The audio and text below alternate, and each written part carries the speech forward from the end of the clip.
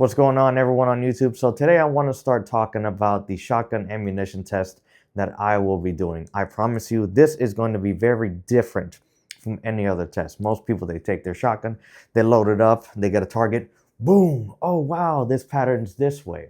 And then they get 25 yards or 50 yards, they start like adding distance and they're like, oh, it patterns like this. Oh, this is a really good ammunition, and the ammunition test is over. I don't feel that that type of testing is sufficient. I don't think that tells us anything about the ammo. That tells us how that ammo shoots out of that gun. Everybody says every single gun is different. So what if we could do a test to where we kind of cater the test to the averages? What does that ammunition generally do? So that way we can kind of see what it will do and what it does. And you have a better idea, you the viewer have a better idea of what it will do in your gun. So I'm going to talk about the targets, and I'll mention the guns, and then we'll talk about the requirements and all the ranges. And then this whole list right here is all the ammunition that I will be using. So first off, the target that will be used is a USPSA man-sized target. Very simple. I don't want a 10-inch circle or 13-inch circle. I want this and this only.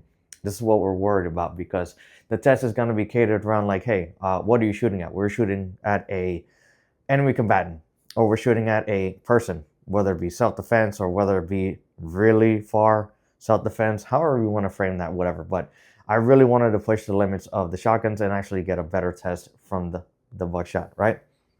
So let me talk about the guns real quick, and you guys let me know. I mean, this is the point where you guys get in the comment section and just start either tearing me down or blowing me up, but I'm giving it to you straight on how I feel this should be conducted.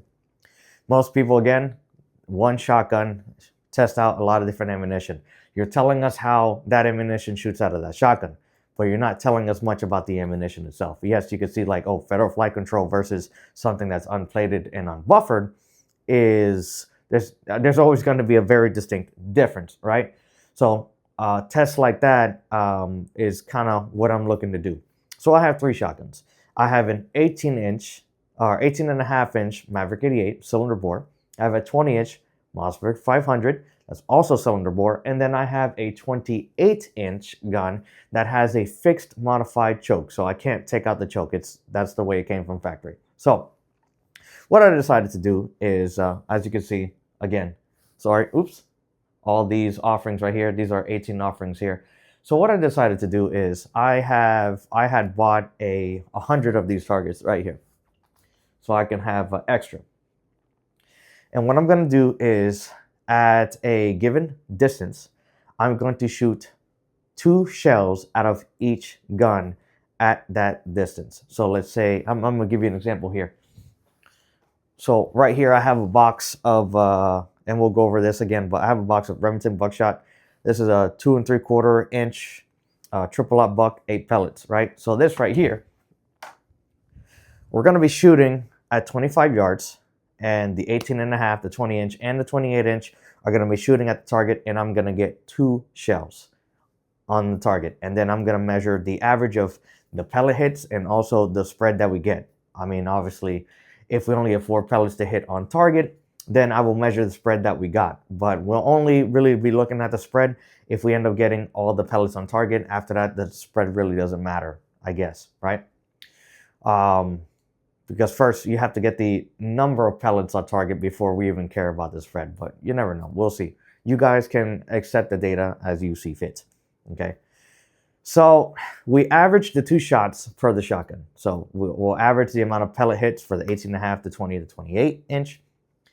And then we will average the amount of hits on all 6 or all 3 guns at that point. So average the 2 shots per gun, and then we have 3 data points, and then we will be averaging those 3 data points to give us an average of how many pellets we got hit with, right? So that's what I'm kind of looking to do. Yes, I know I'm throwing it out of different guns, or shooting it out of different guns, sorry.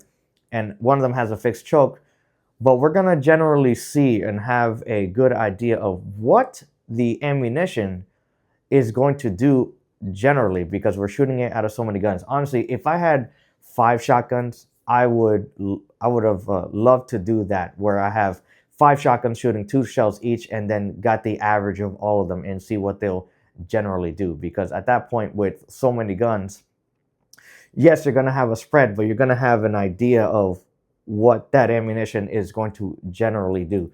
So we can find out if a certain ammunition is generally bad or generally good. Okay, so that's the way I'm going to be conducting that test, and then I will have an Excel sheet and talk about it. But like, and also I will be bringing back and keeping every single target. So if at any point in time, hey, we would actually, if anybody in the future from watching this video ends up asking me, hey, can you show me all of the targets? Let's just say the Remington triple aught buck. Okay, can you show me all the targets for the triple aught buck at 25 yards through all 3 guns? Absolutely, I can grab them, show them to you, like, hey, this is all the patterns that I end up getting out of all 3 guns. So I can show you at 25 yards the 3 targets, yes, because every target's going to have 2 shells on it, and no more than that. I'm not going to try to confuse myself. So I can basically show up and be like, hey, here's the 3 targets you want to look at, so that way you can dissect, and then everything is marked. So usually for my first shot, I cross it out. The second shot, I usually circle, so that way I know which one was the first shot and which one was the second shot, so that way you guys can see it. So it's going to be very analytical, okay? So shotgun standards of lethality, I made a video. I'm probably going to end up taking a link and putting it in the description below. But this is something I want to talk about right quick. Standards and criteria. So I had already stated that I would like 5 pellets on target minimum and a hard 4, okay? Because we want at least 4 pellets on the target, so that way we can make sure that when we squeeze with one trigger pull, we're getting them down. Because again, if you have an AR or a 9mm, you're going to be shooting somewhere between 4 to 5 rounds to get that combatant down so he can't get back up, okay? So that's why I want 4 to 5 pellets. Like 5 pellets is a good safe minimum. 4 pellets are an absolute minimum. Okay, so 5 pellets safe minimum, 4 pellets absolute minimum at the range being tested. Okay, key point there. 2, no less than 44% of the pellets on target. Now it kind of seems like the same thing. Oh, 4 pellets of 9 buck is the same as 44%. Yes, you're absolutely correct. But I also did tell you I'm going to be testing out number 4 buck and number 1 buck. So in the pellets, in those, I'm going to be looking at the percentage. Whoop, you're a little too low. In those, I'm going to be looking at the percentage, right? So if I have, don't make me do math, but if I have 16 pellets of number 1 buck, then I'm going to be looking at yes, if you're within 51 yards, because right here, the number 1 buck is lethal up to 51 yards generally, right? So if I get 4 pellets of number 1 buck on target that still penetrate that 12 to 18 inches, it's still going to be lethal, because we have more than 63 foot-pounds per pellet, right? But if I'm shooting 16 pellets, I still don't want them all over the place. I still would want 44% of my load on the target. I know what y'all thinking. No, don't do that, okay? So I want 44% of my shotgun load on target, okay? That's why I did that. So anything that is not double up buck, we'll be looking at the 44% rule. So last one, must meet 4 pellet minimum at longest effective range. So if you're shooting number 4 buck at 11 yards, I want those minimum 4 pellets and those minimum 44%, because like I'm not going to be testing anything that's number 4 buck. If it's 100% number 4 buck, I'm not going to be testing it more than 10 or 11 yards, because I already know based on the test that Brass Fetcher did, brassfetcher.com, and I can also take that web link and put it in the description below. Basically, number 4 cannot penetrate the minimum 12 inches past 11 yards. So there's no point in testing that. So that's number 4 is going to be the only one where like I do not go farther than that. But usually 11 yards, most shotguns with number 4 buck are going to be pretty damn tight. So I think it should be pretty easy.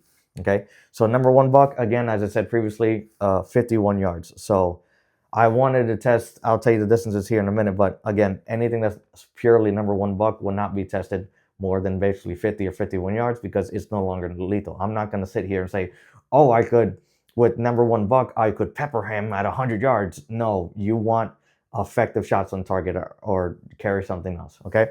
Double aught buck, 104 yards, as you can see there.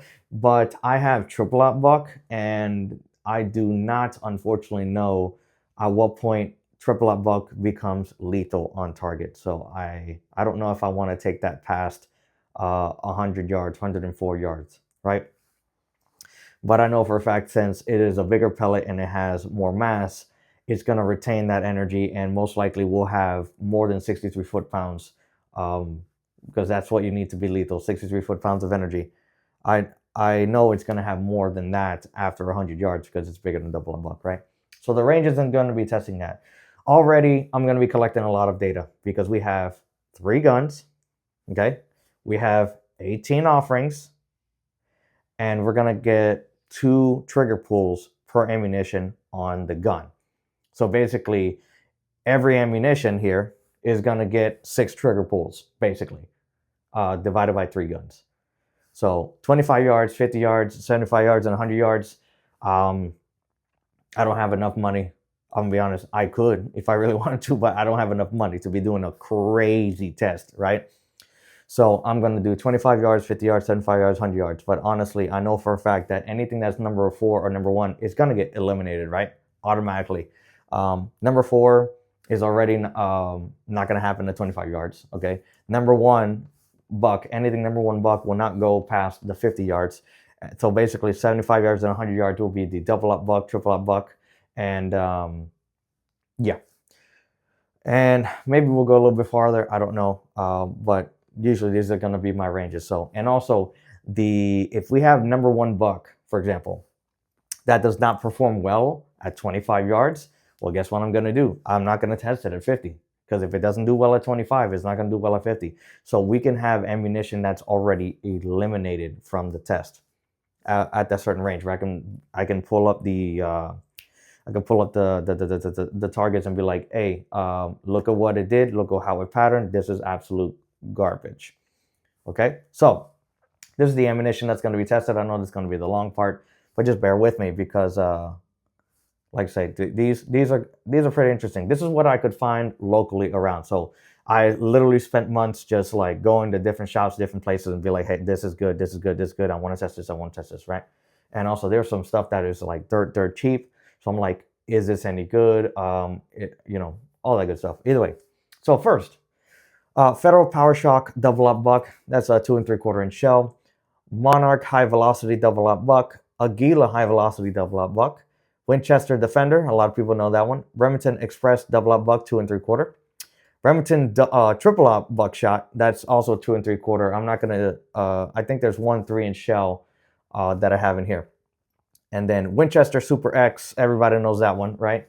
Troy or YTR Troy double aught buck. Interested to see that because I've tried the birdshot of that, and I thought it was pretty good, especially for shooting clay.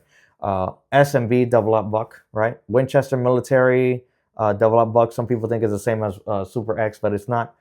Barnes Defense. Now this is over $4 a freaking shell. That's ridiculous. But anyway, I bought it, and actually I'm gonna have to buy more because you know what? I won't say that. But Hornady Critical Defense double aught buck, again, very famous. You guys know it. Hornady Black double aught buck. Federal Flight Control double aught buck. Federal PowerShok 3-inch double aught buck. So we have a little bit more pellets in a 3-inch hole. And then we have Federal PowerShok number 1 buck. Federal Shorty number 4 buck. Aguila mini shell. This is number 4 and number 1. And then the Fiocchi Defense Dynamics number 1. This is 9 pellets of number 1 buck, which is pretty interesting. And I've seen a lot of people actually really like that number 1 Fiocchi ammo. But yeah, what I want you guys to do is comment down below. I know I haven't showed any tests yet, even though I will say I have started. Comment down below, tear my ass up. I want you guys to be like, your test is dumb, your test is stupid, I don't like the way you're doing it, blah, blah, blah, blah. If you're going to hate on it, at least leave me some comments. Like right now, I'm going to motivate you to comment down below and engage with me, because I honestly think this is a good idea. Because let's say, for example, yes, every shotgun shoots a little bit different, right? But let's just say again, I have a 28-inch fixed mod choke. So, oh, everybody says that the federal flight control works great, and be like, oh, it doesn't work in a cylinder bore barrel, right? Surprisingly, I have actually, there's a guy, I'm gonna give him a shout out here because I really like his channel and what he does. Matt Tyree actually tested out chokes on the federal flight control. Well, guess what? He tested out cylinder, I think improved. Yeah, it was improved cylinder, modified, and then full choke. And the federal flight control actually patterned better out of the modified choke, which is very, very interesting. So federal flight control does very good out of a cylinder bore barrel. So before anybody's like, oh, a choke with the federal flight control wad is terrible, I'm like, okay, but what is it gonna do? And what does it generally do if I have a gun with chokes and a gun without chokes? Let's say, actually, here's a good point. So I have 3 shotguns here, and you guys haven't seen the 28-inch. I think it's too big to get on camera, but either way, that's usually the gun I use to shoot clay. Let's say all 3 of my shotguns were loaded with federal flight control. Okay. And the one I could get to is the one with the longest barrel, and I had to defend myself with that. What is it going to do? So these are data points that are always good to know, because maybe there's some people that like the only shotgun they have is because they go to shoot, duck, geese, turkey. You never know. So that's why I think it's just a good average. I think this test is going to be a very good average for everyone. But I started asking, hey, what ammunition do you guys want to see tested? And the people that did comment were like, man, you actually got a lot of the offerings that I wanted to see tested anyway. So I appreciate that you collected all this ammunition. I'm like, okay, 18 different ones of them. There are some other ones that I was looking at, and I started doing research before I made this video. And I'm like, I think there's about 5 other offerings that I would have wanted to test. However, I'm like, they're not really that common, and they're more like a little specialized. So there was going to be more triple op buck, single op buck, stuff like that. So that's kind of the extra shells that I was thinking about going into. But I was like, you know what? I don't think that's worth it for the test, because all the stuff that I have here so far is generally what I see people shooting anyway, especially with the, if we're talking the, where are you? Winchester Defender, Winchester Super X, and then the Remington Express double op buck, and federal flight control, and then the Hornady critical defense. With those right there, I mean, I honestly think those are the more common ones that people end up going after anyway, so why not? And some people have done mini shells, so I have a bias against them, I'm going to be honest. But either way, we're going to test them. But if you like this video, again, comment down below, like, share, subscribe, like, share, subscribe, and tell me what you think about my ammunition test, and tell me what you, tell me what you think is going to do the best, and tell me what you think is going to do the worst, and what do you think would be a happy medium. Just tell me what you think below, all right? You guys have a great day, have a blessed day, and you guys take it easy, all right?